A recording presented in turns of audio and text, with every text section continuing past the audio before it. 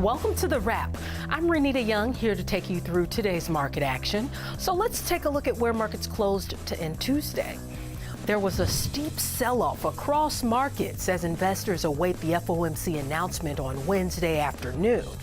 The S&P 500 and the Dow were both down around 1%, while the Nasdaq-100 tumbled 0.9%, and the small-cap Russell 2000 lost 2% of its value during the session.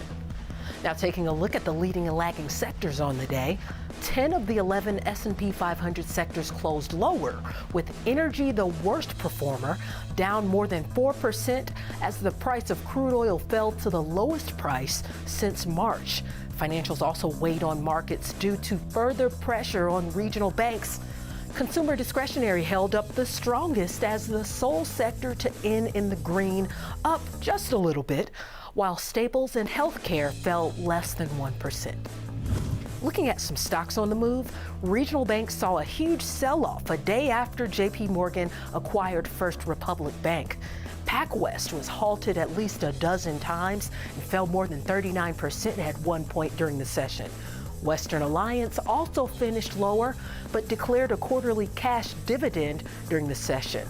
Zions, Comerica, and KeyCorp all ended lower as well.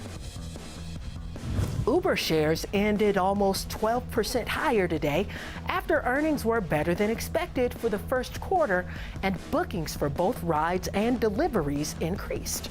The loss from operations also narrowed and the number of trips increased year over year. The CEO says the company also has been able to use AI to expedite the onboarding process for drivers and plans to use it to enhance chatbot experiences. And AMD shares dropped in post-market trading after reporting an operating loss, net loss, and diluted loss per share for the first quarter of the year. The company says data center and embedded segments contributed more than 50% of revenue in the quarter.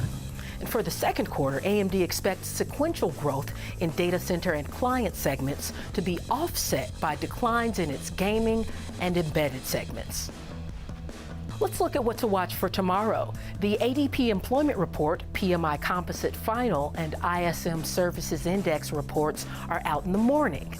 At 2 p.m., the FOMC announcement is released, followed by Jerome Powell's press conference at 2:30. We will have full coverage on a special Fed edition of the watch list. On the earnings front, pre-market, we'll hear from CVS Health, Phillips 66, and Kraft Heinz. Post-market, Etsy, Mosaic, Qualcomm, and Zillow Group report. That'll do it for The Wrap. I'm Renita Young, and remember to tune in 24/7 to TDAmeritradenetwork.com.